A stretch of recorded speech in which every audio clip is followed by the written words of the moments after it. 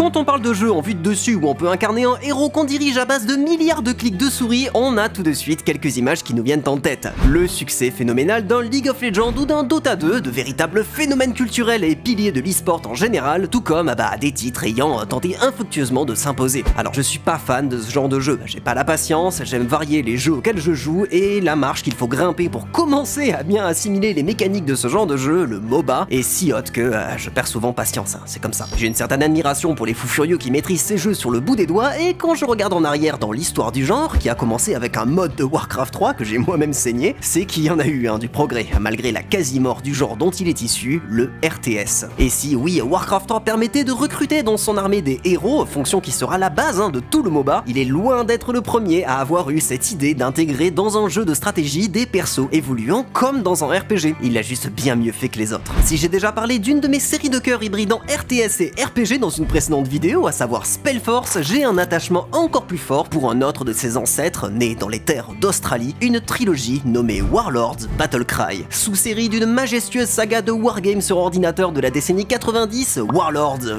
tout court, du coup, Battlecry fait partie de ces jeux que je n'ai jamais désinstallé de mon bureau depuis que je l'ai découvert. Une escarmouche par-ci, une bataille par-là, parsemant ma vie de joueur, c'est le souffle de ses musiques, la beauté de sa direction artistique et la profondeur de ses systèmes qui font que je ne peux pas me résoudre à le laisser prendre la poussière dans ma ludothèque virtuelle. J'avais envie de vous parler de tout ça, de Warlords, de Battlecry, de son histoire et de ses différents jeux qui ont traversé plus de 20 ans de l'histoire du jeu vidéo, et je vous invite à plonger avec moi dans cette licence oubliée et pourtant magique, magnifique et à l'histoire passionnante. Et en plus, je vous régale, vous êtes en train de regarder à ce jour la première et unique rétrospective de tous les jeux Warlords sur YouTube, USA compris. Parce qu'ici, quand on fait les choses, on les fait à fond. Et vous connaissez la chanson, à vos mausolées remplis d'énigmes et vos arcs-en-ciel bâtis par des extra lucides, et bienvenue dans XP.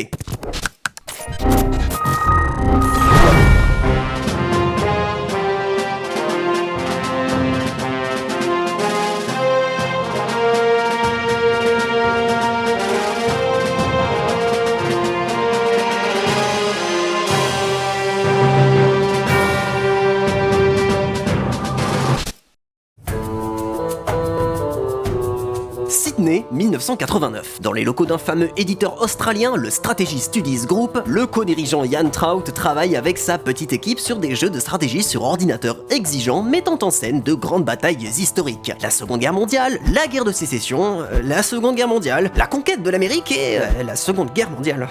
Tous issus du très pointilleux monde du wargame, Ian Trout reçoit régulièrement des disquettes de démos provenant de jeunes développeurs postulant pour être édités. Et ce jour-là, une de ces disquettes, celle-ci illustrée d'un chevalier et signée d'un illustre inconnu, arrive sur son bureau. Trout y prête à peine attention, la disquette n'est même pas emballée, ni même dans une boîte, et la jette à la corbeille. Des chevaliers, pourquoi pas des dragons aussi, sérieux ici. Mais son fils, qui passe par son bureau, voit la disquette au milieu de détritus. L'illustration est évocatrice, intrigante, pleine de promesses, d'épopées fantastiques. Il la récupère et l'insère dans le micro-ordinateur de son père.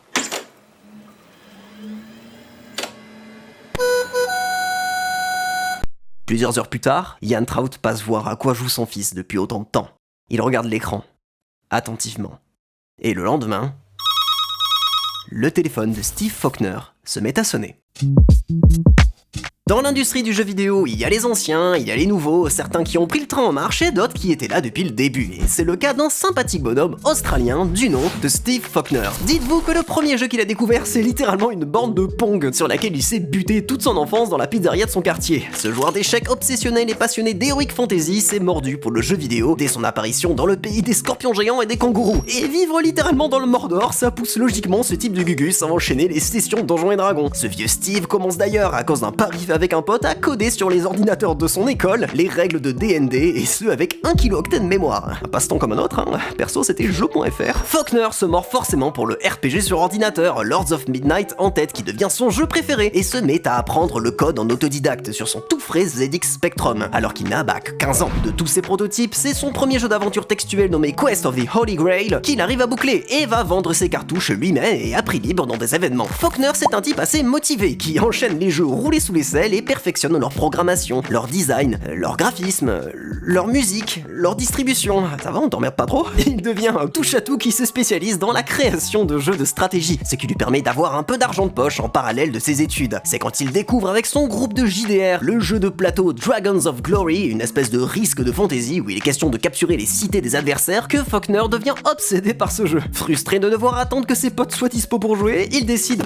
comme une envie de faire un sandwich, quasiment, de transposer les règles de Dragons of Glory dans un code informatique en le mélangeant avec des mécaniques de jeu qu'il créait déjà. Sauf que c'est pas aussi facile qu'il l'imaginait et le projet devient gargantuesque. Les règles sont nombreuses, compliquées à faire matcher ensemble et vient l'idée d'intégrer des généraux d'armée avec un système de progression simple inspiré vaguement du RPG, donc des seigneurs de guerre, des warlords, donc le nom du prototype. Cette programmation le dévore complètement, passant des nuits blanches dessus. Il dessine tous les assets, synthétise tous les sons et écrit le manuel résumant l'univers d'Illuria, le monde de ses propres parties de jeux de rôle. Et des wargames en jeux vidéo, il y en avait toute une chier à l'époque et Faulkner décide d'épurer le style au maximum, cacher les stats et bonus pour ne pas inonder le joueur d'infos, une interface la plus épurée possible, etc. Et une fois le jeu complété en 1989, Faulkner est super content de son programme. Il tourne bien, son entourage l'apprécie beaucoup et le tout est très accessible, ce qui n'était vraiment pas évident pour un jeu sur ordi à l'époque. Du coup, il l'envoie confiant à tous les éditeurs de jeux de l'époque.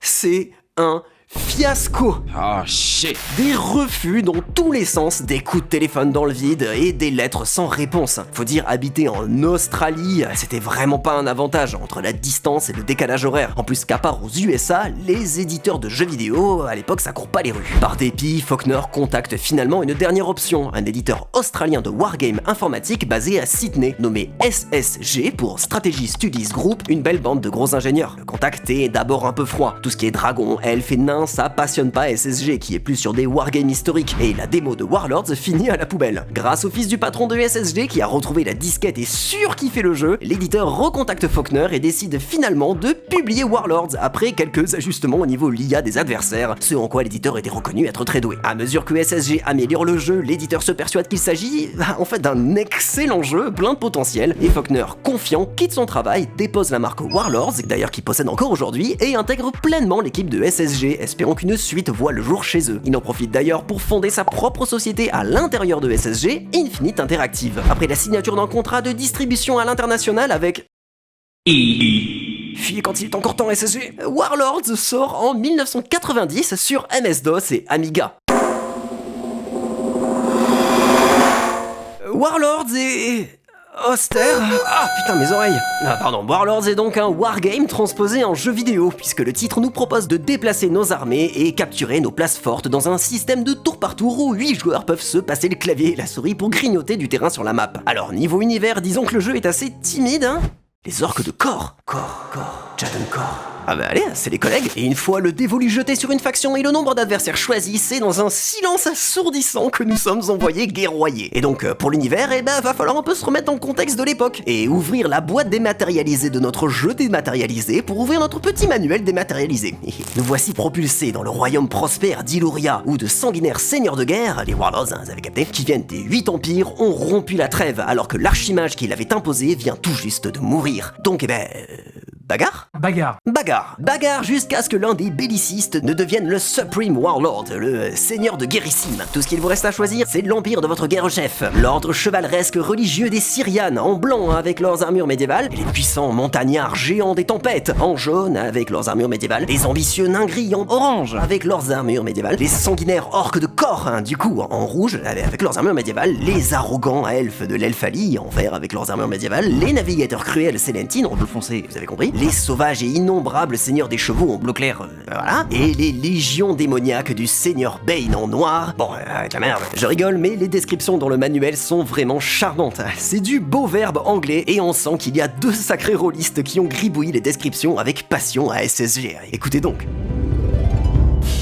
The Syrians are knights of a one-time chivalrous order, dedicated to spreading the worship of their god to all of Illyria. Conversion by the sword is their favoured, and some say only, method of spreading the good word. The capital city is Marphos, on the southern edge of eastern Sulador. Attends, ta voix me dit un truc. Tu serais pas... How did I get here? Précisons-le, la vidéo n'est pas que sur les Warlords classiques, du coup je vais essayer de pas trop m'y étendre, donc retenez qu'on est là face à un vrai jeu de plateau transposé sur ordinateur, et en fait, plutôt avec brio. Et les combats sont réglés aléatoirement en fonction de la puissance de votre unité, et en plus vous avez mis de temps à la produire, plus elle va le tabasser des bouches. Comme mon loup monté s'est fait bolos par un paysan, mais on est où là? Mon lancier à la con il capture des châteaux à lui tout seul lui, hein. Ah, c'est très minimaliste, mais ça fait travailler l'imagination et l'envie de faire un autre tour pour avoir de nouvelles récompenses. Genre débloquer de nouvelles unités, même si elles reviennent un peu au même. Juste avec cette illus en pixel art qui apparaît, c'est vraiment juste en soi un truc qui m'a poussé à explorer les régions pour voir la variété de cultures qui habitent Illuria, hein, je vous jure. L'âme de Warlords est déjà là, à quel point tout ça fait travailler l'imagination avec si peu. Et l'imagination vous en aurez pas mal besoin, parce que les combats...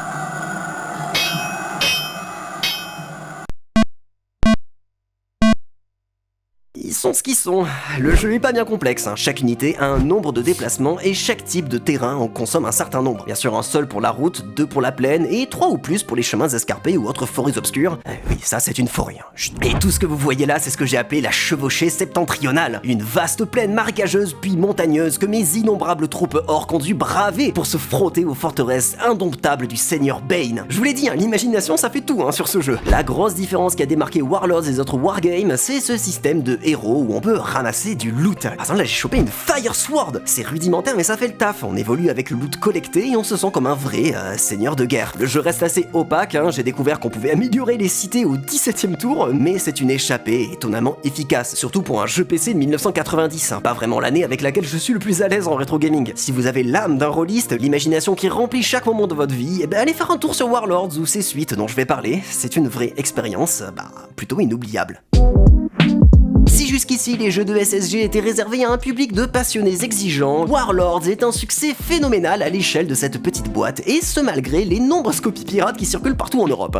On est comme ça, nous, les Européens. Il est salué par la presse notamment américaine, notamment pour son univers fantastique pas si commun pour un wargame, et parce que c'est sacrément plus facile à jouer qu'un wargame, hein, justement. SSG et Faulkner sont donc au travail sur des patchs, une version Mac qui sera aussi un grand succès avec de meilleurs graphismes, et bien évidemment une suite à Warlords. La première idée de Faulkner, complètement avant-gardiste pour début 90, c'est de dégager le tour par tour et en faire un jeu de stratégie en temps réel. Mais SSG l'en dissuade. Comment un cerveau humain peut réfléchir à sa propre stratégie alors qu'un adversaire joue en même temps? Faulkner abandonne donc l'idée et part sur un nouveau jeu tour par tour, alors que 2 ans plus tard aux USA... Dune 2 crée le RTS à sa place. Coup manqué, ça arrive. Et il en pense quoi aujourd'hui, Faulkner? Avec le recul, c'était clairement la pire décision de ma carrière. Ouch! D'abord potassant une variante un peu gore de Warlords nommée Inferno, se passant dans les enfers où on aurait joué une guerre entre les démons, le projet est annulé en raison des paniques antisatanistes aux USA et donc Warlords 2 est mis en chantier. SSG voit les choses en grand, changement de moteur de jeu, passage à une résolution invraisemblable de 480 pixels quand même, et intégration de la moindre idée de fan transmise par lettre au studio. On permet de jouer sur d'autres maps, du brouillard de guerre, de la diplomatie entre royaumes, des quêtes pour le héros, statistiques apparentes. Bon, c'est une galère d'intégrer tout ça, vous avez l'habitude dans XP, avec notamment le phénomène de la feature creep, cette course effrénée à l'ajout de fonctionnalités dans un jeu et que quand il faut les rendre jouables, ça demande beaucoup trop de boulot. Mais plutôt étonnamment, le studio n'a pas tant eu de mal à développer le jeu, résolvant les problèmes tranquillement pendant 2 ans, retirant partiellement les fonctionnalités galères à rendre fun, comme le feu de forêt qui se propage jusqu'à l'ennemi, le T-Rex qui se balade sur la map. Tout ça, après 3 mois d'ajustement salutaire pour le jeu, Warlords 2 sort sur MS-DOS en automne 1993. Warlords 2 Elle est terrifiante, samouraï, prévenez au moins, Et en plus on bite que dalle à Skibaragouine, ça valait bien la peine, Bon, Warlords 2, je vais pas y aller par 4 chemins, moi c'est mon Warlords classique préféré, comme la plupart des gens, vous me direz. C'est toutes les forces du premier, avec une interface plus logique, des musiques,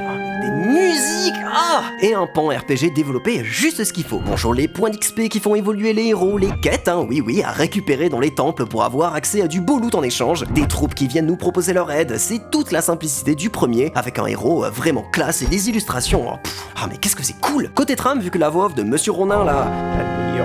comprend que dalle, on va ouvrir le petit manuel et que c'est kitschouille, j'adore. Donc le royaume d'Illuria a retrouvé la paix après les bagarres qu'on a menées et un maître bagarriste a fait taire toute la concurrence. Cependant, après une période d'âge d'or prospère et calme, les hordes de guerriers, barbares et autres cavaliers qui ont été entraînés vivent une vie bien terne et le frisson des combats les démange, ne pensant qu'à la prochaine bataille qui leur permettra de briller. Et ça, c'est hors de question pour les sages qui voient des rites sanguinaires et autres pillages de temples sacrés se multiplier dans le royaume. En même temps, qu'est-ce que ces guerriers ont connu d'autres, eux qui ont grandi dans la guerre toute leur vie? J'adore ce lore. Ainsi, les sages ont formé une assemblée et ont convoqué un puissant sortilège affectant tout homme capable de se battre, immédiatement et massivement transporté dans une terre vierge, un monde parallèle, celui d'Eteria. Au-delà de ce petit twist bienvenu, c'est trop bien, le jeu nous propose quand même une tétratonne de maps, et dans la tradition du wargame, vu que le jeu tourne ultra bien, des cartes pour jouer la bataille de Waterloo, et plein d'autres conflits historiques. Parce que oui, l'éditeur de maps sorti un peu après est une merveille, et a permis à plein de joueurs acharnés d'utiliser le moteur de Warlords 2 pour proposer leur propre campagne militaire. Quel plaisir. Par contre du coup,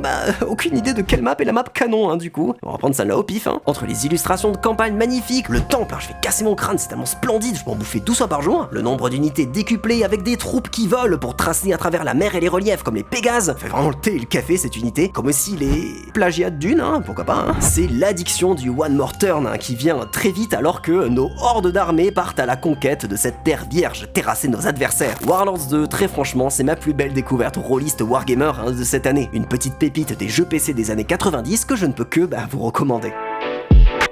Les joueurs sont enchantés par Warlords 2, tant pour ses mécaniques que ses graphismes. Le bouche à oreille est énorme et le jeu se distribue un peu partout, même si pas mal regrettent l'absence d'un éditeur de niveau dans la version commerciale, ce qui se faisait de plus en plus, notamment avec un Doom, tout fraîchement sorti. Qu'à cela ne tienne pour SSG et Faulkner qui créent rien de moins qu'une extension Warlords 2 Scenario Builder, permettant à quiconque de faire sa propre map, changer les graphismes et importer ses propres assets. Alors là, Warlords 2 devient complètement ma boule, des maps dans tous les sens, une transposition des guerres historiques et même des batailles entre des cochons. C'est les débuts du modding qui se déchaîne sur un soft parfaitement adapté et complètement fou. Après la sortie d'une compilation de luxe incluant le jeu de base, l'éditeur de niveau et 60 scénarios, ça s'est plus vendu que le jeu original sans compter le piratage, c'est n'importe quoi, SSG n'a qu'une seule idée en tête, Warlords 3. Et en même temps, Faulkner est reparti bredouille d'une négociation pour avoir la licence Seigneur des Anneaux. Ça aurait été nawak si on avait eu un Warlords Terre du Milieu, imaginez juste. Mais bosser sur un troisième Warlords reste quand même enivrant pour le développeur. Heroes of Might and Magic pointant le bout de son joli museau, l'accent est mis sur les héros plus poussés, mieux intégrés et plus mis en avant. Ce qui fait bénéficier à Warlords 3 d'un sous-titre évocateur, Reign of Heroes. C'est la matrice de tout le développement, avec l'intégration d'une campagne scénarisée et tout, mais le studio a pas les moyens d'embaucher un scénariste. Du coup, ça se fait avec les moyens du bord. Donc Faulkner, dans sa tradition d'être au four, au moulin et à la boulangerie, écrit tout lui-même avec ses talents de MJ de jeu de rôle, même si, au final... Ah non, c'est pas fou. Alors, héros qui accompagne le joueur de map en map, mais aussi un mode multijoueur via internet plus poussé que le second opus. Ah oui, petit instant goodies. Faut bien faire un peu pondre la poule aux œufs d'or, et SSG, satisfait des ventes de Warlords 2, publie un jeu de cartes TCG Warlords. Alors j'aurais bien aimé me prendre un petit paquet pour vous le montrer, parce que j'aime bien Warlords, comme vous le remarquez, mais... Oh! En tout cas, même si ça s'est pas très bien vendu, c'est du très joli, c'est la première fois que l'exceptionnel illustrateur Alistair Lockhart travaille pour SSG, on y reviendra, et il paraît que ça se jouait plutôt bien, mais bon, moi j'ai des factures à payer. Donc SSG finalise Warlords 3 Reign of Heroes sans trop d'embûches, et leur éditeur associé Red Orb fait appel à quelques partenaires pour créer un maximum de nouvelles campagnes, de héros et de contenu en plus en vue d'une extension, qui deviendra ensuite une version standalone, juste après la sortie de Reign of Heroes, baptisée donc Dark Lord Rising. Et ces deux jeux sortent tour à tour en août 97 et 98. Bienvenue donc sur Warlords 3 avec son intro et sa musique de taré, trop bien là. Par contre le format entrelacé de la version GOG, on se serait bien passé, ouvrez les stores s'il vous plaît. Et la musique du menu, oh là là, mais qu'est-ce que c'est? On est reparti comme en 40 avec le retour de la tribu des orques de Kor pour mon plus grand plaisir et des illustrations dont je suis un poil moins fan, mais ça reste du très... sacré bikini madame. Je me demande si monsieur... Ouais, forcément. Vous pouvez constater le gap graphique qui est franchi, même en restant sur ces backgrounds pré-rendus un peu grossiers et c'est criard. Au moins on a pour la première fois des unités spécifiques aux factions avec des orques qui ont vraiment des têtes d'orques. Et c'est bon de le souligner, sans lésigner sur la qualité maboule des portraits dessinés avec tellement de talent, la direction artistique de cette licence, vous allez voir, c'est une dinguerie et c'est que le début. Warlords 3, c'est du très bien, avec des statistiques plus lisibles, on comprend mieux ce qui se passe, la gestion est améliorée et un vrai mode campagne très chouette est ajouté, même si ça reste assez graphisme minimaliste et super bien écrit. Toujours selon la Maigrichon, cette fois 6 pages du manuel que j'ai trouvé en VF. Attends, il y avait une VF. L'action se déroule en l'an 1232. Le seigneur Bane a signé une terrible alliance avec son homologue le seigneur Sartek et dirigé des armées vers le sud, où on se trouve, vous avez compris. À nous donc de repousser l'attaque de ces deux cavaliers de l'apocalypse pour sauver Eteria, ce monde dont les sages nous ont fait prisonniers vu qu'on était un peu trop turbulent, pour rappel. On a ainsi 12 scénarios à parcourir, retraçant le point de vue de chaque faction. Alors du coup j'ai fouiné et oui, le jeu est sorti en France et on a même eu le droit dans un magazine à une cutscene officielle en FMV, si, avec l'ambiance de l'époque, le papier mâché, les prothèses kitsch, ce feeling à l'histoire sans fin et ce terrible démon qui nous dit que... Je te salue, seigneur de guerre. Il est absurde de ta part de me défier quand tes plans me sont dévoilés ici. Oui, terrifiant. Bref, concernant ce troisième opus, l'IA est sensiblement améliorée, d'autres options diplomatiques, l'interface a un vrai charme, même si elle demande un petit temps d'adaptation après les 2 premiers jeux et sa logique bien à elle, mais l'immersion dans ce monde avec si peu demeure inchangée. Par là, je recrute des hordes de démons, ici des dragons rouges rejoignent mes forces, là-bas mes héros gagnent de l'expérience, comme dans le 2, mais je peux configurer leur progression en choisissant stats et sorts à privilégier. Warlords 3 c'est peut-être un peu plus criard et moins sobre que son grand frère, mais ça reste un jeu exceptionnel qui enfonce le clou de cette belle licence de Wargame, même si j'ai un peu moins retrouvé le charme du second, c'est comme ça. Warlords 3, c'est, contrairement à ce qu'affirme la rumeur, plutôt bien vendu, et que ce soit le jeu de base Reign of Heroes ou son standalone Dark Lord Rising. Le jeu bénéficie, grâce à son éditeur de map, encore une fois, de pas mal de contenu communautaire, la base de fans enivrés par cette nouvelle entrée très satisfaisante. Steve Faulkner a encore pas mal en travers son idée de jeu de stratégie, mais en temps réel pour Warlords 2. Et voyant les Dune 2, Command & Conquer, Total Annihilation et autres Warcraft 2 proliférer, on est à l'âge d'or du genre, très clairement, l'équipe de SSG se dit que c'est le bon moment d'adapter la formule Warlords à ce style de jeu en pleine expansion. En plus, l'éditeur a fait quelques études de marché et les fans de Warlords semblent beaucoup plus s'orienter vers du Warcraft 2 que vers du Civilization ou autre jeu de gestion en tour par tour. Ça sécurise la prise de risque côté pognon. La grande force de la série étant la présence de héros et de mécaniques de RPG, c'est la direction qui est prise pour cette nouvelle sous-licence de Warlords, sobrement nommée Warlords Battlecry. Après 10 ans de jeu tour par tour, l'équipe est hyper enthousiaste de s'essayer à un nouveau genre de jeu. Nouveau gameplay, nouvelles animations, nouveaux graphismes. Et étant donné qu'un RTS ça se vend de base assez bien en 99, SSG se permet d'embaucher un peu plus et à Faulkner de diriger plus concrètement toute cette équipe. I wanted to play an RTS game where you had some persistence between battles, and every time I've had something that I've wanted to do, I think my tastes are so incredibly average that it seems like hundreds of other thousands of people want to do it too, and that's just very, very fortunate. But that's kind of my process. Find stuff I want to play that isn't around and make it. Les papas d'à peu près tous les grands jeux Donjons et Dragons des années 80, Pool of Radiance et compagnie, à savoir SSI, s'occupent de l'édition et de la distribution de Battlecry, allongeant un budget confortable pour les Australiens. Les qualités et les défauts des autres RTS sont soigneusement étudiés et le studio décide de rester sur un moteur de jeu en 2D calqué sur celui créé par Blizzard pour Warcraft 2 et Starcraft. SSG rempile avec l'éditeur artistique Alistair Lockhart qui s'occupe de faire tout un tas d'images promotionnelles incroyables, de portraits magnifiques, j'en peux plus, et de character design dans tout le jeu. Il a mis toutes les illustrations faites pour ce jeu et les suivants sur son Tumblr en haute qualité, allez voir ça, c'est magnifique, même si la moitié ont disparu à cause d'un misclick, bordel. C'est ainsi que Warlords Battlecry est publié le 26 juin de l'an 2000.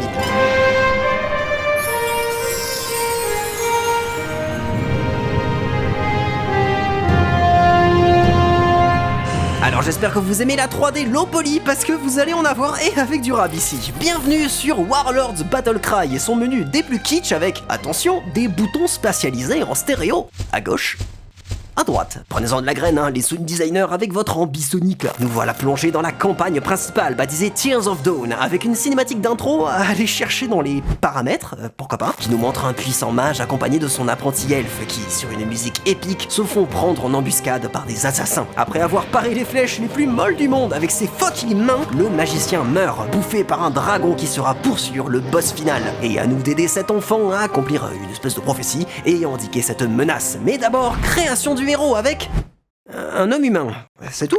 Je peux pas avoir plus fancy. Ouais, une jolie police d'écriture, je vois qu'on a 2 embranchements, côté lumineux et côté obscur dans le scénario, tout ça, ça va pas être pour me déplaire. Nous sommes donc un officier de l'Empire humain d'Eteria qui fait face sur l'archipel central, l'île du crépuscule, à une invasion accrue de morts vivants. Lundi quoi. Et accompagné de nos copains tête brûlée à repousser des squelettes, on peut choisir sa spécialité entre guerrier, sorcier, voleur ou prêtre. Alors la question est simple, quelle classe permet de balancer des grosses boules de feu? It's wizard time, motherfucker! Motherfucker! Fireball! Alors on part sur sorcier spécialisation pyromancien pour avoir le terrible pouvoir des flammes qui s'abat sur mes adversaires. Remboursé. Bref, on croise la route de Elana, l'enfant elfe de l'intro qui a un portrait beaucoup plus stylé que son modèle 3D, c'est fou. Puis direction l'Est pour trouver un mage qui en saura plus sur cette invasion. Ce dernier est bien galère à atteindre, je me suis fait défoncer, on le ramène. Il dit My feet hurt. qu'il a mal aux pieds, ça, tu vas à 2 km à l'heure. My feet are cursing you in at least 20 different languages. Be quiet, old man. Merci. Et bon, il étudie la menace et après une parenthèse à bousiller des minotaures, comme un mardi quoi, il arrive à la conclusion qu'il faut mettre la main sur 2 très puissants artefacts, les 2 larmes, qui, si elles sont réunies par la mauvaise personne, peut annihiler le monde d'Eteria, comme le sauver si une âme pure les utilise. En route, mauvaise troupe pour dérober ces artefacts, et on apprend que les sanguinaires elfes ténébreux ont mis la main dessus. Mais tout s'empire une paire de missions plus tard où notre général se sert de Elana, l'enfant elfe, comme appât pour tendre un piège aux hordes de morts-vivants déchaînés. Très malin ça. Vous en doutez, ça finit pas très bien pour Elana qui meurt, et une fois le combat fini, à nous d'embrasser notre destinée, celle de la justice dans le chemin de la lumière ou celle de la vengeance dans le chemin de l'obscurité. Oh, qu'est-ce que c'est stylé. En gros, c'est quelle faction on va pouvoir incarner pour cette deuxième moitié de campagne entre elfes barbares et nains ou minotaures orques et morts-vivants. Le monde est assez badant comme ça. Du coup, pour ce premier jeu, ça sera la lumière, même si, nuance très chouette, ça met en colère nos confrères furieux de l'injustice de laisser ce général impuni. Je vous dis, c'est pas si mal écrit Warlords et son univers. Donc les nains nous filent un coup de main pour récupérer la première larme à la tour d'Arcanon, qui est très jolie, et l'artefact nous permet de ressusciter l'enfant elfe Elana. Cap ensuite au cœur des royaumes des elfes ténébreux, et ce sont les elfes des bois qui nous y emmèneront. Coup de pouce des barbares, on slalom entre les récifs et les navires ennemis, on attaque une dernière forteresse et à nous la seconde larme. Dans la cinématique finale, Elana nous prend des mains les 2 artefacts. Notre cœur étant trop impur, on risque de provoquer un cataclysme. Et réunis dans les mains de la jeune elfe, la prophétie est accomplie au prix de sa vie et définitivement. Puis c'est les crédits, merci aux devs, à Alistair Duncan, et rendez-vous dans le mode escarmouche pour grinder ses propres héros. Attendez, j'étais pas censé tabasser un dragon dans l'histoire, moi? C'est quoi cette arnaque? Warlords Battle Cry, c'est un sacré bout de RTS hybridé au genre RPG. La formule de Wargame est ici troquée pour un jeu de stratégie en temps réel dans la pure lignée de Warcraft 2, sorti 5 ans plus tôt, avec ses backgrounds pré-rendus, ses petites unités en 2D débordant de petits effets et une interface dont le jus de son époque. Alors ce premier Battle Cry, moi je l'avais jamais touché avant l'idée de faire cette rétrospective, j'ai donc pu le découvrir en ayant tous les acquis des jeux suivants, et vous allez voir, ça m'a pas trop dépaysé, malheureusement pour les suites, et heureusement pour cette première itération. Tant que vous avez la trame de la campagne Tears of Dawn en tête, c'est l'occasion de revenir dessus. Alors oui, c'est du classique, humains, elfes, nains, orques et autres morts-vivants dans une fin du monde, dans la quête est d'aller retrouver une poignée d'artefacts pour éviter la catastrophe. Où est-ce que j'ai déjà vu ça, moi ?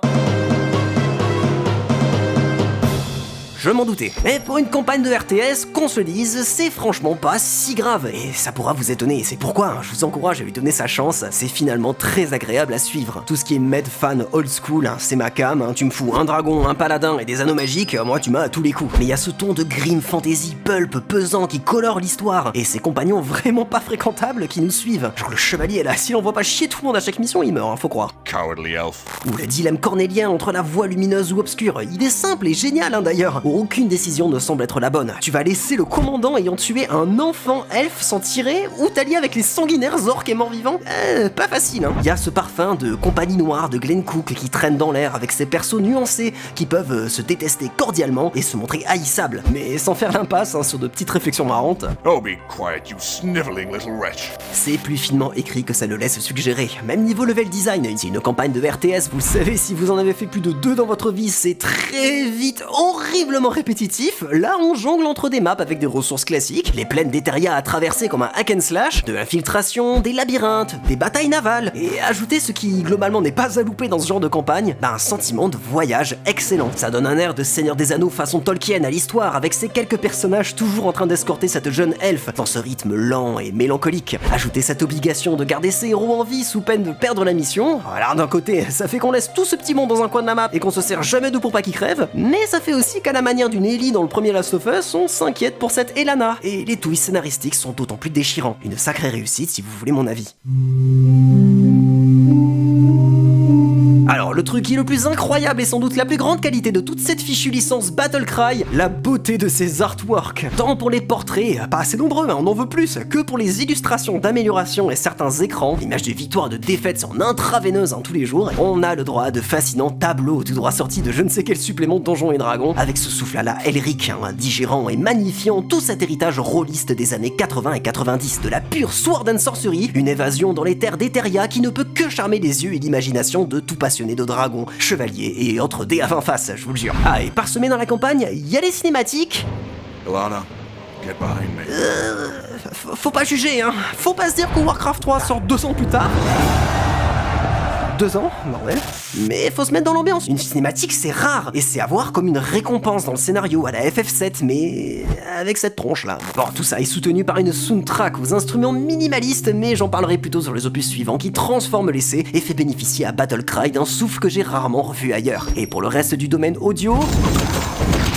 Bon, c'est un peu rudimentaire, mais assez marrant avec ses courtes phrases et unités qui apportent un peu de légèreté. Genre le barbare, c'est mon préféré là. Kill them all. Ou l'ange complètement halluciné, je les change pour rien au monde. Godspeed! Dommage qu'on n'ait pas de doublage français dessus, au vu de l'époque ça aurait été absolument culte. D'ailleurs j'ai cherché si une VF existait et j'ai juste trouvé ce journaliste français de Backstab qui la mentionne et qui demande à tuer le traducteur français du jeu. Ouh, ça renvoie du rêve. Et en tout cas, c'est sans parler des petites animations en quelques sprites 2D sur les unités. Un régal, genre les squelettes qui s'effondrent sur eux-mêmes, c'est pour me tuer. Une direction artistique solennelle, référencée comme invitant au voyage, mais avec ses petites touches de légèreté. Si on y est réceptif, c'est inoubliable. Le monde d'Eteria est beau et si vivant, avec ses portes démoniaques imposantes, ses bateaux échoués pour Dieu sait quelle raison, et ses tombes disséminées un peu partout. La faune vivante, plein de moutons et de vaches qu'on peut utiliser en jeu, genre les minotaures peuvent se grailler une brebis pour regagner de la vie. Assurément l'œuvre de MJ bien inspirée.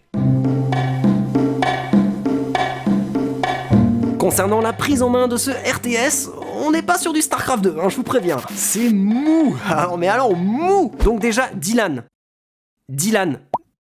merci. Sous un short où je citais le jeu, tu m'as appris qu'on pouvait accélérer le jeu avec les touches plus et moins. Je crois que tu te rends pas compte à quel point tu as rendu cette vidéo possible. Donc oui, on peut accélérer et ralentir le jeu, ce qui se révèle très pratique, notamment pour les magiciens et leurs sorts longs à choisir, comme pour micro-gérer efficacement sa base. Le système est assez simple, on a un héros qui peut construire des bâtiments et surtout réquisitionner des mines produisant des ressources. Derrière, on a des unités de combat, mêlées ou distance, avec ou sans sort. Et des bâtisseurs qui peuvent, sauf pour les elfes, je comprends toujours pas pourquoi, entrer dans les mines, booster la production. Et c'est à peu près tout, et c'est déjà parfois un petit casse-tête à gérer, même si le jeu est pas si difficile quand on a pris le coup de main. Bon, et l'équilibrage est vraiment maladroit, Le fait que seul le héros puisse convertir des points de ressources, lui et quelques très rares unités en fin de jeu, ça fait que quand il est capoute, eh ben, bonne chance, et vous allez regarder impuissant l'adversaire récupérer toutes vos mines. Donc si ça arrive, partez en bas route d'honneur, sinon c'est la défaite assurée. Et les maladies! Déjà que le jeu est bien mou, si une de vos unités, héros compris, est blessée ou malade, sa stat de combat et de vitesse tombe à 1. Vous voyez comment je passe un bon moment là, à rapatrier mon héros en vitesse de limace? Donc vous imaginez bien que la campagne est dure. C'est du sans concession, et notamment, vous vous en doutez, concernant cette fameuse mécanique de héros. Les héros, c'est la grande innovation de Warlords Battlecry, et ce des années avant Spellforce. À vous le choix, dans le mode escarmouche seulement, la possibilité de créer son propre héros qui se renforcera de bataille en bataille. Déjà, vous pouvez choisir votre peuple préféré et inscrire dans le livre des héros, trop stylé, entre humains, nains, grands elfes, elfes des bois, elfes ténébreux, minotaures, morts-vivants et orques. Ah, et le protéger d'un mot de passe pour pas que votre petit frère ne tue votre elfe ténébreux nécromancien niveau 47 en utilisant le PC familial. Merci SSG d'avoir pensé à ça. Au niveau 2, vous choisissez une classe générale, puis au niveau 3, une spécialisation, et vous en avez des trouzaines. Rien que pour les sorciers, ce que j'ai pris, archimage, illusionniste, nécromancien, pyromancien, alchimiste et invocateur, il y a du choix. En plus, pour les lanceurs de sorts, ça change le domaine de magie de votre personnage. Et on peut pas dire que le jeu lésine sur les pouvoirs, regardez ça. Alors les 3 quarts sont absolument inutiles, mais chut. Car oui, vous gagnez de l'XP, passez des niveaux, renforcez vos stats, et c'est la même, dans une version très simplifiée, pour vos unités qui prennent du galon quand vous entendez ce petit son. Ils deviennent plus forts, plus résistants, plus rapides, donc ça vaut le coup de les ménager et pas envoyer tout le monde à la mort. D'ailleurs, la feature très cool, c'est l'escorte, la garde rapprochée si vous préférez. À la fin d'une émission ou d'une escarmouche, une ou quelques unités aléatoires gardant leur expérience rejoignent votre groupe et vous pouvez dans la partie suivante les convoquer et commencer la partie avec ce cher Ilgon. Ilgon, c'est mon pyromancien, il est trop stylé. Et le truc chouette, c'est qu'à mesure que l'unité prend du galon, plus elle est chère pour vous rejoindre, donc ça pousse à dégager les plus forts pour renouveler ou garder son chouchou, être trop heureux de le retrouver comme un frère d'armes dans la bataille contre l'envahisseur Minotaur. Par contre, ouais, le héros peut crever assez vite en début de game quand on est tout seul à réquisitionner les ressources, donc la prudence est de mise, sachant que c'est impossible de le ramener à la vie pendant une partie. Là-dessus, Spellforce faisait mieux avec les pierres de résurrection. Oui. Et au-delà de ça, le jeu fait tout pour que votre héros ne soit pas juste une puissante unité parmi d'autres, grâce à une des plus grandes forces de la série.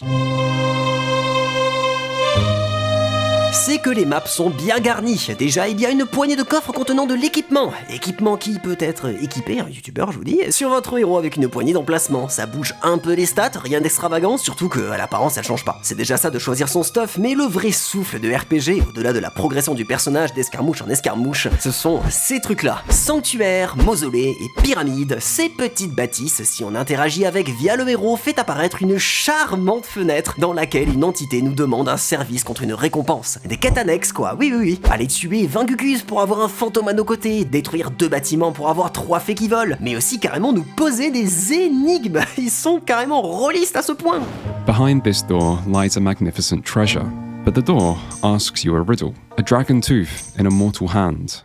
I kill, I maim, I divide the land. What am I? À lire de préférence à voix haute avec une voix caverneuse et l'accent britannique, c'est parfait. Ce petit hommage au RPG textuel et autres dungeon crawler à la wizardry avec ses illustrations à se péter le crâne de nostalgie. Désolé, mais je suis déjà tombé amoureux d'un jeu pour moins que ça. D'autant plus que Warlords Battlecry ne lésine pas sur la variété de factions jouables, et ce ne sont pas de pâles copies les unes des autres. Coucou Age of Empires. On a 9 factions, ce qui est pas dégueu, avec en effet quelques miroirs. Déjà, les humains assez équilibrés avec leurs unités lourdes comme les chevaliers extrêmement efficaces, blindés d'amélioration, les nains aux nombreuses armes de siège, les tours invincibles et la possibilité de se bourrer la gueule, si, pour augmenter leur attaque et leur vitesse. Ça, c'est sans doute pour aller pisser, j'imagine. Les grands elfes aussi, avec leurs dégâts très... un peu trop spécifiques à des types d'ennemis, mais de nombreux lanceurs de sorts et un Moonguard qui peut capturer des ressources. Leurs homologues elfes des bois avec un plus grand champ de vision et plus rapide à produire, et les elfes ténébreux en miroir, mais pouvant invoquer des morts-vivants et créer des assassins qui ont une petite chance de one-shot les ennemis. Et bien sûr, les orques avec leurs chevaucheurs de loups rapides et leurs gobelins qui coûtent que dalle. Les Minotaurs, ma faction préférée, des Terminators sur pattes de gnou qui peuvent se soigner facilement. Les barbares blindés de cavaliers ultra rapides et bien sûr, les morts-vivants permettant de flouder l'ennemi de squelettes améliorables via des tombes qui se construisent en 2-2. Ajoutez l'interface qui change en fonction de la faction, c'est des petits trucs et même si ça manque d'un petit quelque chose, notamment à quel point c'est du blueprint Heroic Fantasy, bah ça fait le café et on peut facilement s'y projeter.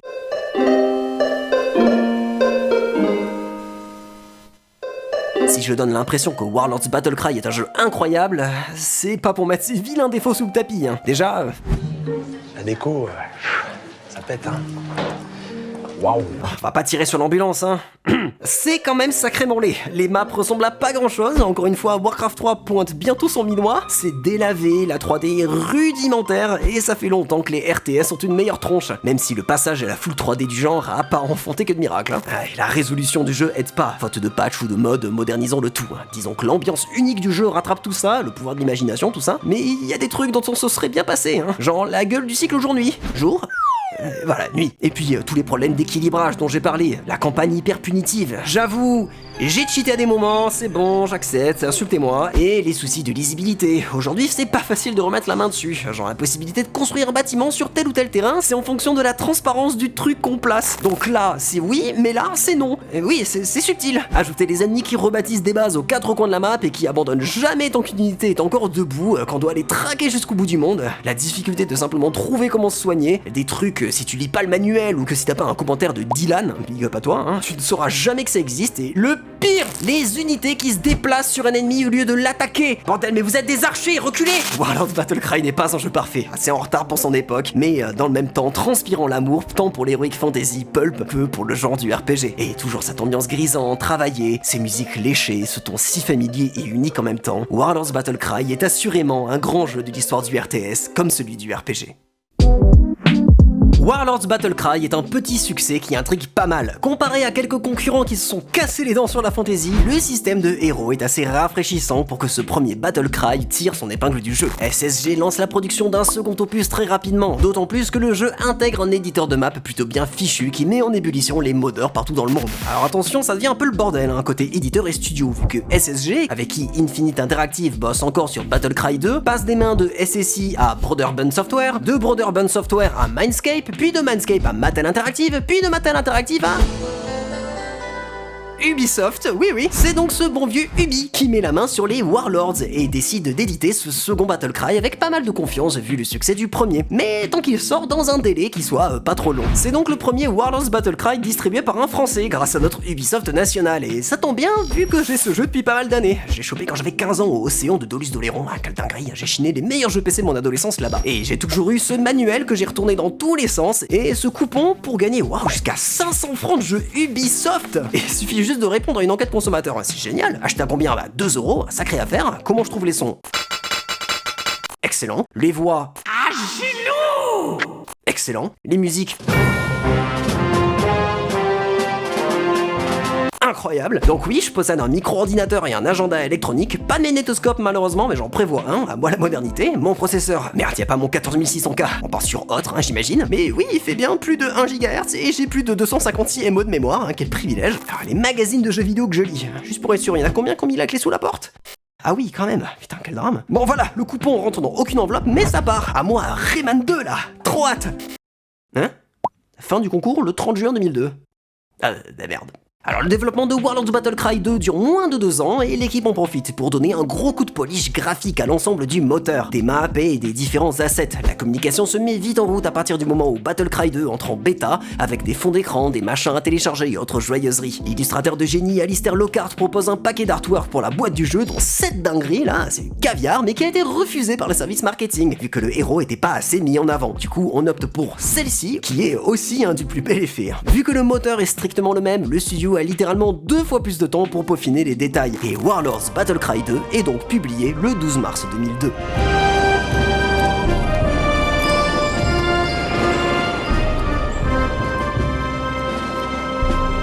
Donc voici le menu principal de Warlords Battle Cry 2, et je ferme ma gueule, écoutez cette musique.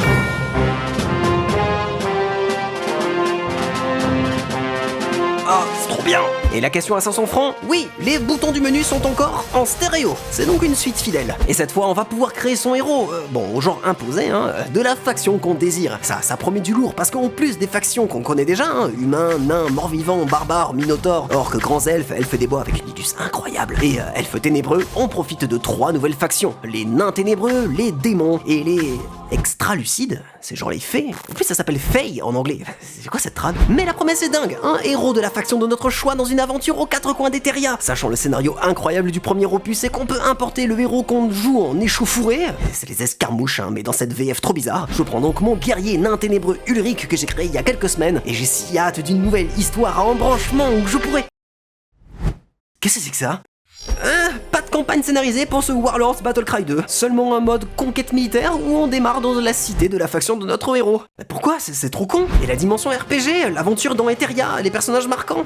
C'est donc un mode conquête très basique qu'on a pu voir un peu partout, et il est question de s'emparer des régions sauvages qui donnent des bonus passifs pour l'armée, genre résistance au guet-feu, tout ça, et des cités qui permettent de contrôler d'autres factions que celles de votre héros. Par contre, toute bizarre que soit la trad depuis le début, ça a un certain cachet sur les régions avec leur courte description hyper évocative, comme un texte d'ambiance sur une carte Magic. Je sais pas quelle est la marque préférée entre le royaume de la famine de Melkor, le dédale pirate du labyrinthe du dragon, le donjon du gardien des crânes qui mène au royaume de la mort, ou le lac de sang où l'eau est écarlate. On n'a pas énormément d'infos, mais on n'a pas besoin de beaucoup plus pour se projeter. Des meutes de ghouls rôdent toutes les nuits à Colis. Tarn? Je confirme, on est bien à Gaillac, et la Pampa arrive à être aussi triste que la banlieue de Mazamet passé 19h. Ah, je comprends mieux pourquoi. Ainsi, partons à la conquête d'Eteria. Les régions sauvages donnent lieu à des escarmouches tout ce qu'il y a de plus classique, faction contre faction, là où les villes sont des citadelles à assiéger et beaucoup plus dures à prendre. Vous avez perdu. C'est pas facile. La récompense, une cinématique de château qui brûle. Tout le temps la même, quelle que soit la ville prise. On peut gagner des pièces pour améliorer son équipement et payer des marchands qui me vendent leur camelote dans les événements aléatoires, qui vont de troupes qui proposent leur aide à des rébellions dans des régions déjà conquises. Bon, je défonce les morts vivants, puis les extra-lucides là, qui, une fois joués, sont insupportables, et puis on passe aux barbares. Et en fait, je sais pas trop quoi rajouter, c'est vraiment très mécanique. On peut se raconter sa propre histoire, ouais, mais ça va pas plus loin. Et bien maintenant, mon avis.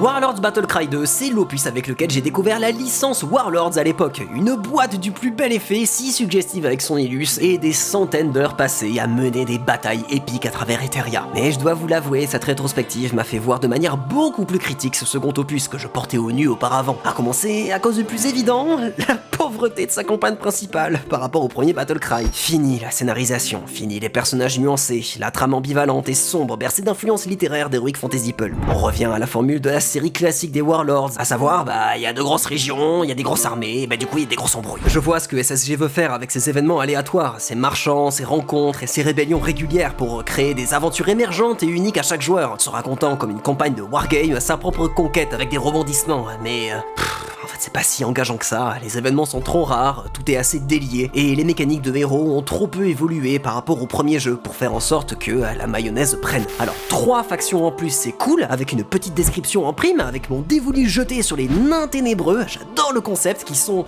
talentueux, what?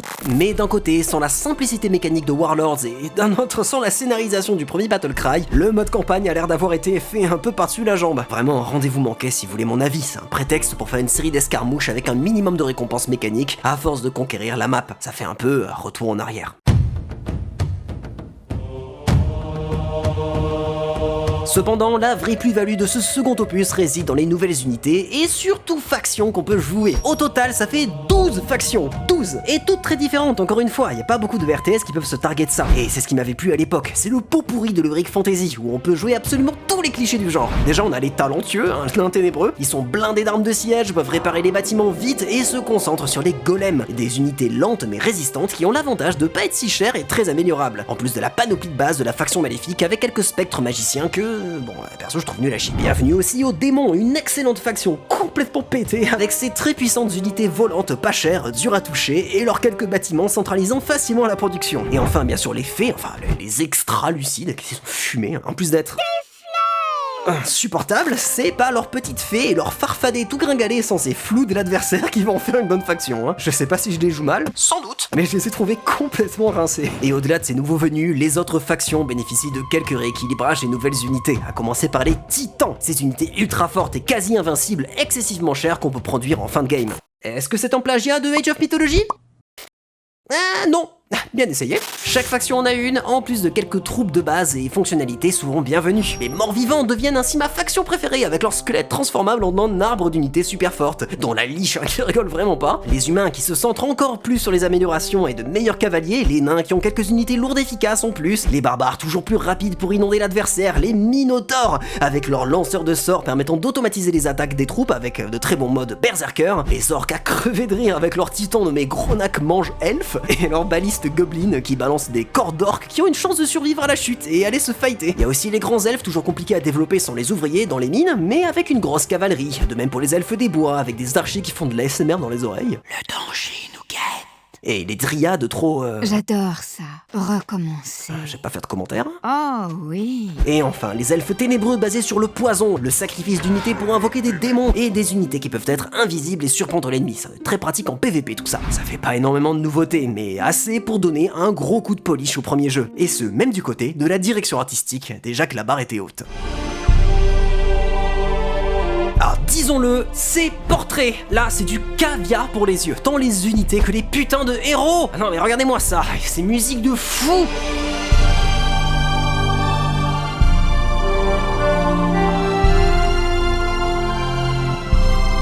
C'était une souffrance de les désactiver pour faire mes captures de manière clean, mais c'est puissant, nostalgique, avec des synthétiseurs à l'ancienne là. Sans doute personnel, mais j'en reviens pas de cette qualité de compo.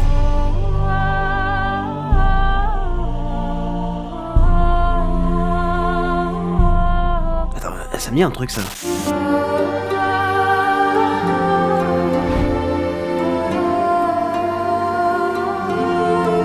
Qui a dit plagiat ?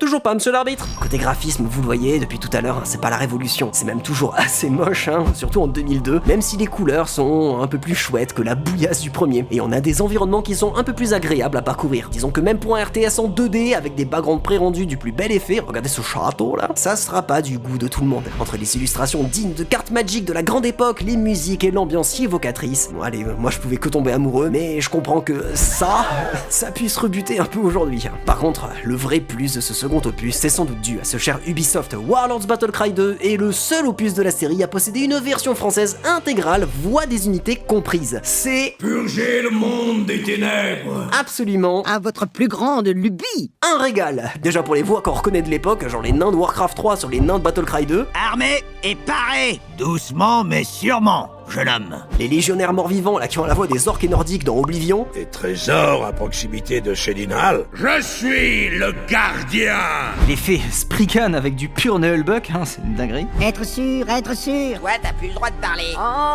c'est kitsch mais génial. Franchement, rien que pour ça, et malgré la pauvreté générale du jeu par rapport aux autres, ça vaut presque le coup de le faire rien que pour cette raison.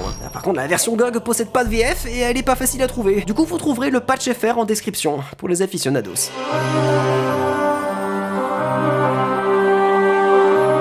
Car ouais, Battle Cry 2 n'est pas le jeu qui apporte le plus de nouveautés à la formule, notamment au niveau des mécaniques. Tout ce que je vous ai raconté sur le premier se retrouve ici, les quêtes secondaires dans les sanctuaires et les mausolées, avec une plus grande variété d'énigmes. Je vis dans les océans, les rivières et les mers, lorsque j'ai froid je flotte, et lorsque j'ai chaud je suis libre. Froid glaçon et chaud vapeur, du coup, oh non? Quoi? Attends, faut mettre un L apostrophe? Sérieux? C'est une blague? On a un nouveau bâtiment à capturer aussi, le temple, pour créer des monstres élémentaires dont je me suis jamais servi, l'arrivée de la production continue des Warlords classiques ou autres RTS pour automatiser la création d'unités, c'est vrai que ça manquait un peu au premier, et quelques nouvelles spécialisations pour les héros, pas énormément mais c'est déjà ça. Ça fait vraiment pas lourd, on est plus de l'ordre des fonctionnalités ou d'ajouts propres à un patch ou plus honnêtement d'une extension que d'une véritable suite. Je veux dire, si j'avais claqué 40 balles dans ce second jeu à l'époque en ayant torché le premier, je suis pas sûr d'en avoir eu pour mon argent quoi. Surtout que pas mal de défauts se sont pas envolés, les maps sont toujours pas très bien foutus avec des îlots isolés, impossibles à franchir pour certaines factions. Genre là, mes grands elfes, je suis comme un con entre 4 murs sans troupes volantes, les cycles jour-nuit toujours aussi moches et peu utiles, la faune qui est pas plus variée et qui me casse les couilles quand les dromadaires circulent à l'endroit où je passe mes bâtiments, vu que ça cancelle l'action de l'ouvrier, un plaisir. Et puis les bâtiments manquent un peu d'ampleur, notamment les plus avancés. Je me souviens des forteresses d'American Conquest ou des édifices finaux de Warcraft, on avait quand même l'impression de bâtir des trucs un peu plus stylés, genre là, l'ultime bâtiment des elfes ténébreux. J'ai vu des pions de jeux de plateau plus inspirés au niveau des proportions. Warlords Battle Cry 2 a tout de l'extension qui tait son nom, sans doute car bénéficiant d'une meilleure distribution et permettant, comme avec moi, de faire découvrir la formule améliorée à un plus grand nombre. C'est tout le paradoxe, objectivement une meilleure suite, assez pauvre et blindée de rendez-vous manqués, l'absence de campagne, encore une fois, putain mais quel dommage. Mais la prouesse de la formule Battle Cry est si puissante qu'on continue de se perdre à lire les descriptions des régions, à hésiter, en échauffourée laquelle des 12 factions on souhaite tenter, et le tout bercé de cette ambiance magnifique qui fait tant voyager. Dommage a posteriori au regard de la saga, mais je regrette sincèrement à aucun moment d'avoir découvert cette série par cet épisode. Warlords Battle Cry 2 est extrêmement bien accueilli à sa sortie. La presse encense les possibilités du jeu, son hybridation RPG RTS et malgré ses graphismes un peu rudes, trouve facilement son public. Il reçoit même quelques prix, c'est dire s'il était déjà vu comme un petit bijou. Même sa campagne linéaire là, sur la map est saluée. Et pendant que Steve Faulkner bossait sur les 2 premiers Battle Cry, du côté de SSG, on passe de rachat en rachat et la licence Warlords originale, pas Battle Cry, reste une saga qui n'a jusqu'ici jamais connu d'échec commercial. L'équipe est donc mandatée par Ubisoft pour bosser sur un 4e opus, mais pour la première fois sans Steve Faulkner, trop occupé sur ses RTS, n'écopant ainsi que d'un poste de consultant. Façon professionnelle de dire qu'il regardait le projet d'un peu loin. L'idée est de moderniser la formule, la rendre un peu plus complexe et stratégique, jusqu'à se casser les dents dessus. Oui, assez vite, et malgré l'enthousiasme initial des développeurs, rien n'est très probant ni concret. Les nouvelles fonctionnalités rendent le jeu horriblement mou, la vision créative est complètement absente, et les inspirations des séries comme Heroes of Might and Magic mal maîtrisées. La tension monte donc logiquement entre Ubisoft et les designers de SSG, le développement prenant énormément de retard. Ubi décide ainsi de reprendre les choses en main, et la direction imposée s'avère cataclysmique. SSG doit reprendre le jeu de zéro, sous la tutelle de Steve Faulkner, tout juste sorti de Battle Cry 2, pour sortir un Warlords 4 fonctionnel en 6 mois. Et vous savez combien ils sont dans l'équipe ? 6 mois à 8 pour faire un Warlords 4. C'est juste complètement absurde. Et le fait même que Warlords 4 soit simplement sorti, c'est inconcevable. Les assets, illustrations et autres ressources sont piqués à Battlecry 2. Steve et sa femme Janine Faulkner cravachant comme des fous pour bricoler le scénario et les musiques du jeu. On trouve à la dernière minute un gameplay fonctionnel, à défaut d'être bon et agréable à regarder, hein, on va y revenir, avec ses combats en 1v1 très éloignés de ce que faisait la licence avant. Par contre, ça coupe dans tous les sens. Le système de diplomatie, le renforcement des cités, des échelles de bataille réduites. Seuls les héros bénéficient de quelques améliorations, offrant à Warlords 4 le sous-titre prévisible de Heroes of Iteria. Mais bon, 6 mois, encore une fois, dur de tirer de ça quelque chose de satisfaisant, et l'équipe est pas fière du projet, si bien que ni le logo de SSG ni d'Infinite Interactive ne se trouve sur la boîte, hein, vous pouvez chercher. Donc dans ce chaos complet, Warlords 4 Heroes of Iteria sort le 21 novembre 2003.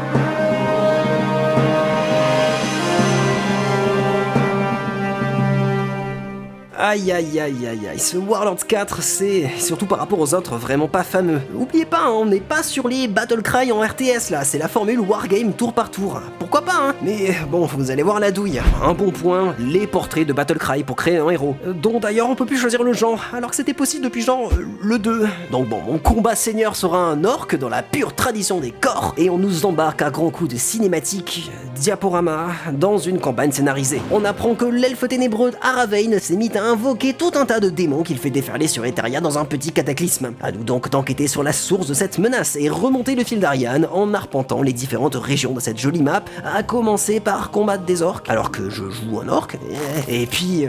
wow, qu'est-ce que c'est laid! Enfin, Age of Mythology c'est sorti l'année d'avant, oh. Déjà que le jeu était une galère à trouver, aucune version GOG ou quoi que ce soit, heureusement que j'avais chiné la boîte d'occasion il y a quelques temps, hein. Et pour capturer les images, je vous raconte pas la galère avec les bails de compatibilité. La souris s'affichait que sur OBS et pas sur le jeu, un cauchemar je vous dis. Donc oui, c'est laid, mais alors c'est laid! Entre les backgrounds pré-rendus tout délavés, les effets visuels dignes d'un GIF de 99 et attention les yeux, les combats... j'ai pas les mots, c'est horriblement moche, les modèles 3D sortis d'un jeu éducatif immonde et le sound design avec une VF absolument risible. Et même l'interface, c'est quoi cette police, ces lignes affreuses? Enfin, rendez-moi mes fioritures illisibles mais qui avaient du cachet s'il vous plaît. Les combats sont à peine plus tactiques avec le choix laissé aux joueurs de quelle unité va se faire tabasser. Il y a un côté Heroes of Might and Magic du pauvre. Je sais pas trop si on avait besoin de ça dans un Warlords. Quoi, je suis mort? En plus, le jeu est super dur si on y joue comme un Warlords. Les batailles sont hyper random, faut farmer comme un dératé, les unités prennent une quantité absurde de tours à être produites et ça pue l'équilibrage à la truelle. Ça me donne juste envie de relancer Discipline Sacred Lands dans cette histoire. Ah, faut que je parle de cette saga aussi un jour. Warlords 4, c'est globalement très mou, très moche, pas profond et bourré de traductions random, d'un scénario pas engageant et la comparaison avec les coups de génie de la saga Battlecry fait assez mal. Reste le système d'escorte du héros qui est toujours très chouette, les forces de la formule Warlords avec son gameplay intuitif et enivrant, mais bon, ça reste et restera une mise à jour bien loupée de la formule. On espère un jour une arrivée au moins sur GOG pour la postérité, une suite pour pas rester sur ce désastre, mais ça demeurera le canard boiteux et un sacré mauvais héritier de la franchise classique Warlords. Et en même temps, en 6 mois et avec 8 développeurs, est-ce que ça aurait pu être autre chose? Warlords 4 Heroes of Iteria est une catastrophe critique et commerciale. Les bugs à foison sont corrigés et tenez-vous bien que 3 ans plus tard, via un patch, la continuité avec les précédents Warlords est considérée comme inexistante et c'est un four monumental de manière générale pour Ubisoft. Une fois la page de Warlords 4 tournée, Steve Faulkner, quant à lui, a tellement apprécié l'expérience sur Battlecry 1 et 2 qu'il désire désormais voler de ses propres ailes. Il rend son studio interne Infinite Interactive complètement indépendant de SSG, conservant bien sûr les pleins droits sur la licence Warlords. Et quel meilleur projet pour lancer sa boîte fraîchement indé qu'un 3ème Warlords Battlecry? Cette série qui n'a eu que des louanges de la part de la presse, pouvant redorer le blason de la saga Warlords. Ubisoft ne rempile donc pas pour ce 3ème opus et c'est donc l'éditeur hongkongais Enlight Software, les papas des jeux Capitalism, qui se propose de distribuer le titre, développé donc par Infinite Software. Par contre, c'est un peu l'hécatombe sur le marché du RTS, plus beaucoup de jeux de ce genre se vendent bien, et les budgets s'effondrent. Enlight est forcé de ne donner qu'un tout petit budget à Infinite Interactive, qui choisit donc de de rester, même si 2004 arrive, sur le vieux moteur 2D isométrique des deux jeux précédents, celui qu'ils ont conçu en 99. Pas mal de contenu est créé pour ce 3e épisode et les acquis des 2 précédents titres sont synthétisés et bossés avec l'éditeur pour en tirer le meilleur selon les dires des devs. Refonte du système de héros, magie complètement remaniée, plein de maps, de sorts, etc. L'équipe s'inspire abondamment de Diablo 2 et parcourt les forums de fans pour intégrer les retours de la communauté dans le jeu au maximum. Le développement a un délai extrêmement serré, ce qui pousse les équipes et en particulier Steve Faulkner à travailler dessus nuit et jour pendant des semaines. Alors j'ai pas trouvé moult informations à part un peu de communication et quelques interviews un peu creuses. Pourtant j'ai bien dig, notamment des conférences avec un son qui ressemble à ça. Alors j'ai des limites, mais du coup Warlords Battle Cry 3 sort le 18 mai 2004.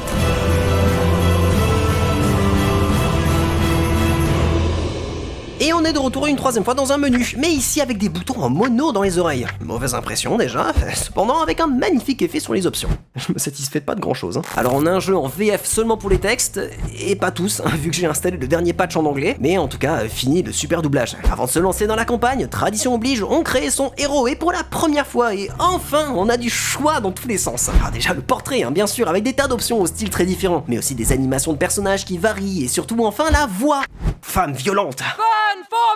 Oula, du calme, Évidemment, un choix de peuple avec les nouveaux arrivants, les Strati, une espèce d'homme lézard inspiré des Aztèques, les Saints, une colonie d'insectes démoniaques grouillants, même si l'apparence du héros leur rend pas trop honneur, et les créatures du fléau, basiquement des nécromanciens. Vous remarquerez le retravail de la VF, elfe noir à la place d'elfe ténébreux, haut elfe à la place de grand elfe, et les fameux extra-lucides qui redeviennent tristement des fées. C'est presque un peu dommage, ça singularisait l'univers, mais bon, rien de grave. Allez, comme vous le voyez, les humains ont été divisés en deux, entre l'Empire et les chevaliers. Et surtout, on peut choisir une classe de départ qui va influencer nos statistiques et nous ouvrir tout un tas de compétences contextuelles pour rajouter du moral aux troupes, gagner plus de ressources et renforcer des factions en particulier. Alors il y a de tout, chevalier de la mort, mage des glaces, tueur de démons, maître des runes et la classe X. Alors pour ma part, ce sera Voskas, un Srati tueur de dragons, histoire d'avoir un plus gros lézard que moi à poutrer. On a donc la première cinématique, en diaporama jeune pisse, putain sérieux, en plus du texte qui clignote. On explique qu'on a découvert un continent au sud d'Eteria, où se trouvent les Srati justement, que l'Empire humain colonise. Et justement, pas plus loin que là-bas, une île gardée par les hauts elfes semble subir l'annonce d'un fléau que notre héros, le 5e chevalier, va devoir endiguer pour changer. Bienvenue donc sur une grosse map qui, contrairement à Battle Cry 2, est très riche en actions possibles et supportée d'un vrai scénario. On peut faire des escarmouches secondaires, gagner de la réputation auprès d'autres factions, vendre des machins et voyager des jours durant, un timer étant intégré au jeu. Et on manque pas de choix, Typiquement, je choisis d'aller vers le continent sud pour mener mon enquête, au lieu d'aller chez les hauts elfes, comprendre ce qui s'est passé. Et une fois le pied mis à terre, j'ai le choix de me ranger du côté de mes confrères lézardeux sauvages ou de l'empire tyrannique colonisateur. Bougez pas les copains, on va poutrer l'envahisseur. Et puis s'allier avec une faction va forcément pas plaire à d'autres, Typiquement en faisant copain-copain avec les créatures du fléau, les nains qui les combattent vont se mettre à me haïr. Mais au moins j'ai le choix de la faction que je veux jouer. Alors, le jeu fait que crash chez moi. Peut-être le mélange patch français et patch communautaire, je sais pas, mais c'est insupportable. Du coup, à partir de maintenant, je fais la campagne sur le merveilleux mode The Protectors of Eteria qui embarque les 3 campagnes. Je vous en reparle après. On apprend alors que la menace grandit au nord-ouest de la carte où on va voyager avec des tas d'embuscades aléatoires, putain c'est hyper chiant, et on se retrouve face à une citadelle d'où provient le fléau qui ravage le continent. Pour sceller la forteresse, il va falloir récupérer les 3 clés qui lui sont associées. Une se trouve dans le royaume de la famine, où je dois poutrer du démon, l'autre au royaume de la mort, au nord, gardé par des morts vivants, et la dernière dans le royaume de la peste, où les hordes de créatures du fléau m'attendent. Une fois les 3 clés rassemblées, retour à la forteresse, on ferme la porte, on résiste pendant 20 minutes, le temps de tout sceller, et c'est gagné, et sans cinématique. Et il n'y a plus qu'à parcourir Eteria à la tête de son armée.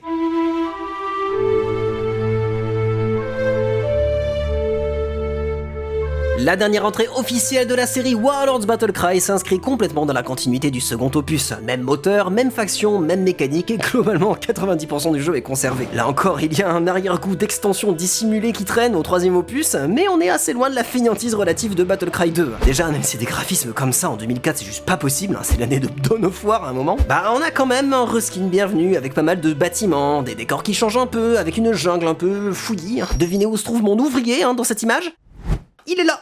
Mais du coup, les gros bâtiments sont de vrais gros bâtiments. Mention spéciale pour les démons avec leurs fosses infernales et les nains ténébreux où on a dégagé le bâtiment golem affreux pour une version un peu plus sympa. D'ailleurs, ces bâtiments bénéficient désormais plus souvent de pouvoirs associés pour se protéger. C'est plus de l'ordre du rééquilibrage vu que défendre ses bases avant c'était un peu galère, mais ce sont des nouveautés bienvenues. Aussi, les maps sont un peu plus vivantes avec notamment ces tanières de créatures à la manière de bataille pour la terre du milieu où on peut envoyer son héros récupérer du stuff en détruisant le bâtiment et en combattant un boss vraiment... Vraiment ? One shot par ce truc là ? Côté campagne, on a un hybride des formules Battlecry 1 et 2 assez satisfaisant, j'ai trouvé. Cette grande map ouverte, blindée de quêtes secondaires, de missions renouvelables, des factions avec un système de réputation malin qui nous permet de nous allier et de guerroyer pour contrôler de nouveaux peuples. Et le tout dans un scénario prétexte assez nul, hein, mais suffisamment court pour pas être relou. C'est finalement plutôt réussi aussi. En plus, les personnages réagissent à la faction de notre héros. Genre là, hein, vu que je suis un strati, c'est vraiment cool. Il y a des tas de trucs à faire qui manquaient vraiment au second opus pour renforcer ce côté RPG. Des marchands un peu partout à qui on peut revendre du loot, des missions pour farmer de l'équipement, des troupes à engager et un sentiment de voyage qui prend du temps avec beaucoup trop d'embuscades partout. Elle se déclenche pendant un trajet et consiste juste à tabasser des petites vagues d'ennemis. Il y en a beaucoup trop, c'est l'horreur. L'impression d'être dans un Pokémon sous stéroïdes. En plus ça fait crash le jeu, sérieux. Sinon, ce côté RPG nous accompagne davantage, même sur le champ de bataille. Des potions de soins et de mana pour éviter de planquer son héros pendant 20 minutes quand il est low life. Le passage de niveau qui se fait en jeu et plus en attendant la fin de la bataille et du loot plus contextuel et complexe qu'un bête boost de caractéristiques. Ça fait plaisir. Les builds possibles sont zinzin. Vous avez des centaines de fans sur internet qui partagent leur héros complètement pété en choisissant le bon stuff et les bons sorts. C'est encore un peu maladroit, mais Battlecry a finalement trouvé la formule parfaite de campagne pour relier les deux échelles du jeu, le héros quasi invincible et l'armée qui le suit.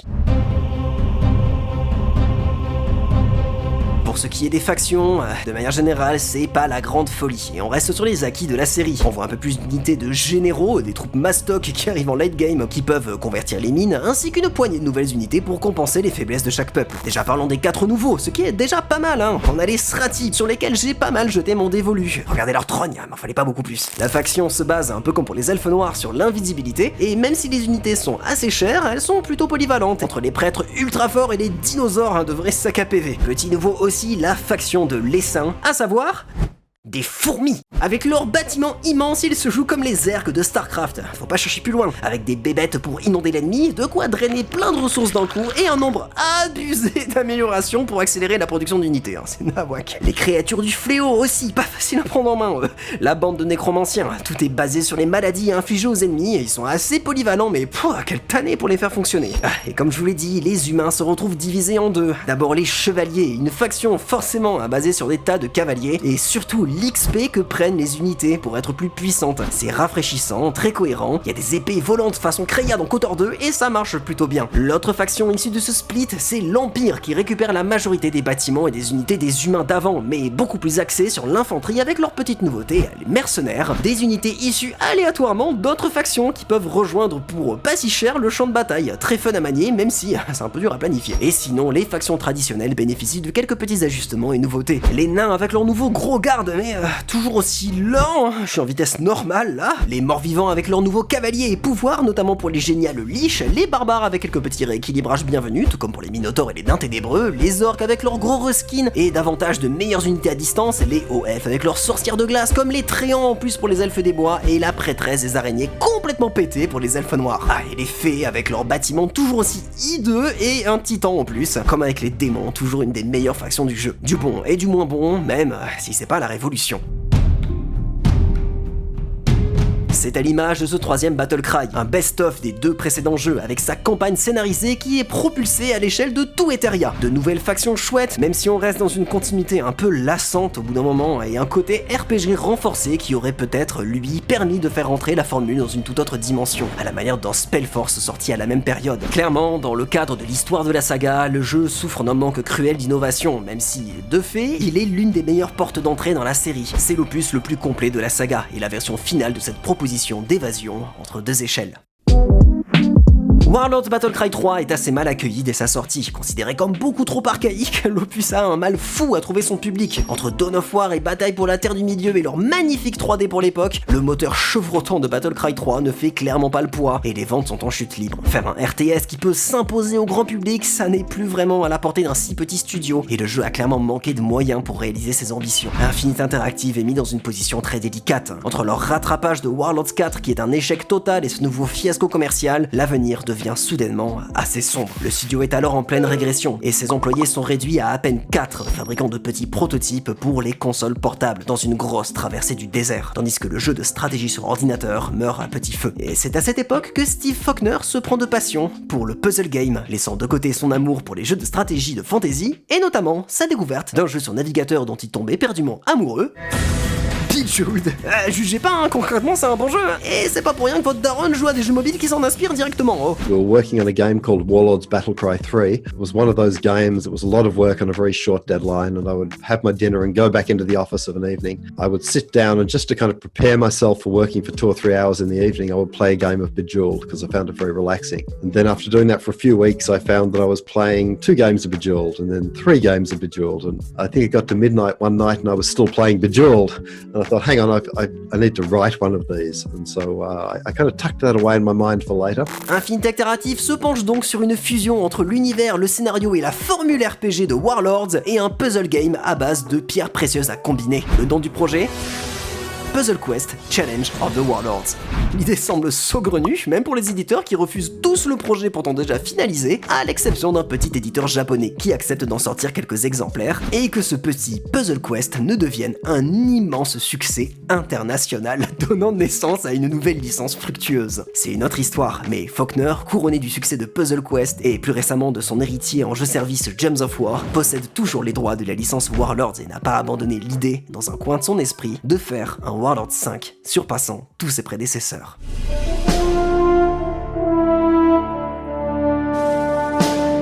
Mais Warlords est loin d'être mort car l'empreinte qu'il a laissée dans l'esprit des joueurs, notamment la série Battle Cry, est demeurée indélébile. Rien qu'à voir la passion dévorante pour Etheria qui habite les fans de la série sur internet, toutes nationalités confondues, des fans acharnés qui ont depuis 20 ans et sans relâche mené d'innombrables batailles dans les plaines d'Etheria grâce à la dernière entrée de la série Battle Cry 3, qu'un groupe de modeurs se sont mis à employer pour réaliser un rêve, une version ultime de toute la série Battle Cry. Et ça tombe plutôt bien car en 2006, Steve Faulkner décide de publier le code source de Warlords Battle Cry 3, ce qui donne une énorme impulsion à tous ces modeurs. Ce projet, du nom de The Protectors of Etheria, a commencé en 2010 sur les forums de fans de la licence et, bien que toujours en bêta, est dans une version quasiment finalisée à l'heure où je vous parle. Ce jeu standalone gratuit, ne nécessitant pas Battle Cry 3, est un monstre de contenu. Toutes les factions, toutes les campagnes de tous les jeux, l'univers consigné méticuleusement, une interface complétée et améliorée, un grand rééquilibrage des IA, une ergonomie repensée et des fonctionnalités nouvelles qui font de ce mode la version ultime de la promesse de Steve Faulkner et de SSG, celle de parcourir le monde enchanté et brutal d'Etheria pour y mener les batailles les plus mémorables et y forger des héros inoubliables. Etheria a bien mérité cette sépulture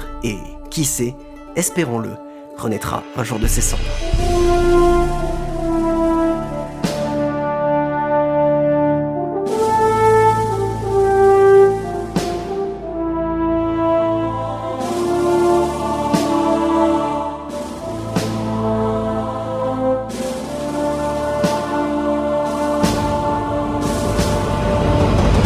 La totalité de la trilogie Warlords Battle Cry est disponible pour que dalle sur GOG, d'autant plus qu'ils sont tout le temps en solde, et pour 4€, vous pouvez vous perdre des heures et des heures sur Etheria, franchement ça vaut le coup. Les 2 premiers sont également sur le store de Ubisoft, si jamais, et le 3e opus est aussi sur Steam, et les liens Steam et ModDB pour obtenir la bêta très avancée du monstrueux mode The Protectors of Etheria se trouvent dans la description de la vidéo, et ils ont même un Discord avec un salon francophone pour organiser des parties. Le premier Battle Cry est parfait si vous voulez une campagne principale bien écrite, mais qu'en VO, le second opus vous convient si vous souhaitez un jeu avec une excellente version française intégrale, et pour le coup, je vous recommande pas vraiment le 3e en l'état, quitte à commencer la saga par la fin pour profiter de la version ultime de la série, jouez directement au mode Protectors of Etheria qui embarque dans un seul jeu les 3 campagnes des 3 jeux. Par ailleurs, Warlords 1 et 2 sont dispo en bundle pour une piécette en solde, même sans solde d'ailleurs, sur Steam et surtout GOG, le second dans sa version deluxe comprenant des tas de maps et de scénarios. Sinon, vous avez un portage sur iPad de Warlords 1, si je vous jure, qui a l'air très jouable jouable et adapté, donc